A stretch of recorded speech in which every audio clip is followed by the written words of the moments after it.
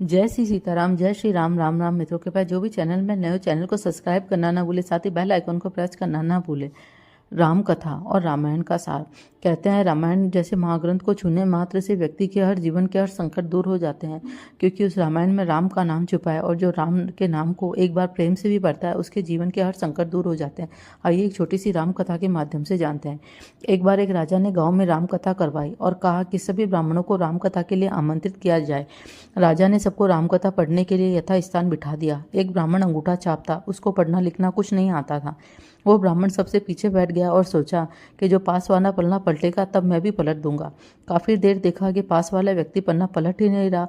उतने में राजा श्रद्धापूर्वक उसको नमन करते चक्कर लगाते लगाते उस सज्जन के समीप आने लगे तो उसने एक ही रट लगा दी। अब राजा पूछेगा तो मैं क्या कहूंगा, अब राजा पूछेगा तो मैं क्या कहूंगा।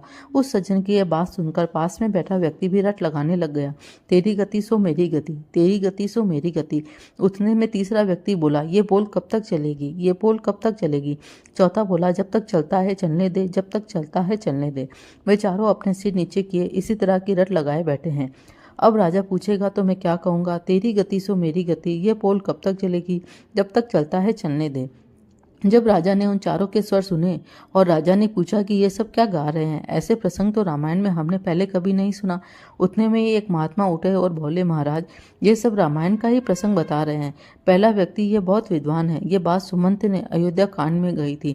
सुमंत कोई और नहीं था। जब लक्ष्मण जी सीता जी को वन में छोड़ने के लिए जा रहे थे तब वह सारथी था और वह सुमंत ही कह रहा था कि अब राजा पूछेंगे तो मैं क्या कहूँगा, अर्थात राम जी पूछेंगे तो मैं क्या कहूँगा। वह नहीं जानता कि राम जी ने ही आदेश दिया था। दूसरा ने कहा कि दूसरा व्यक्ति कह रहा है, तेरी गति सो मेरी गति। महात्मा बोले, महाराज ये तो इससे भी ज्यादा विद्वान है। ये किष्किंधा कांड में है। जब हनुमान जी राम जी लक्ष्मण जी को अपने दोनों कंधों पर बिठाकर सुग्रीव जी के पास गए तब राम जी ने ये बात सुग्रीव जी से कही थी। सुग्रीव जी से कही थी, तेरी गति सो मेरी गति। तेरी पत्नी को बाली ने रख लिया है और मेरी पत्नी का रावण ने हरण कर लिया है।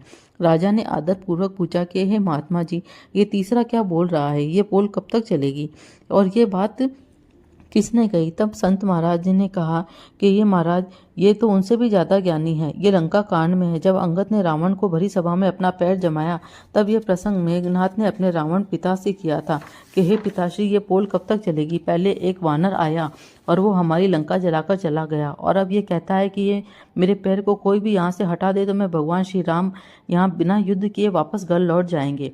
फिर राजा बोले कि ये चौथा क्या बोल रहा है। तो चौथे के लिए महाराजा से महात्मा ने कहा, ये तो इनसे भी ज्यादा विद्वान है, इसकी कोई बराबरी नहीं कर सकता। ये मंदोदरी की बात कर रहा है। मंदोदरी ने कई बार रावण से कहा था कि स्वामी जिद छोड़ दो, सीता जी को आदर सहित राम जी को सौंप दीजिए, अन्यथा अनर्थ हो जाएगा। तब बात रावण ने मंदोदरी से कही थी कि जब तक चलना है चलने दे, मेरे तो दोनों हाथों में लड्डू है। अगर राम जी के हाथों में मारा गया तो मेरी मुक्ति हो जाएगी और इस अधम शरीर से भजन कीर्तन तो होते नहीं तो मेरा कुछ नहीं बिगड़ेगा, और अगर मैं जीत गया तो तीनों लोकों में मेरी विजय पताका फहर जाएगी और मेरी जय जयकार होगी। राजा उन बातों से आश्चर्यचकित हो गए और बोले कि ऐसा अद्भुत प्रसंग मैंने जीवन में आज तक कुछ नहीं सुना। मैंने रामायण को इतनी बार पढ़ा, इतनी बार सुना, लेकिन रामायण के इस सार को मैं जीवन में नहीं जान पाया कि छोटी छोटी बातों से रामायण में कितना गूढ़ रहस्य छुपा है। हे महात्मा, आपके इन पंडितों द्वारा और आपके इस ज्ञान से मुझे रामायण के इस अद्भुत गूढ़ रहस्य का ज्ञान हुआ, इसलिए आपको शत समन। तब महाराजा ने उस महात्मा से कहा, हे महात्मा, आप मुझे बताइए मैं आपके लिए और इन ब्राह्मणों के लिए क्या कर सकता हूँ।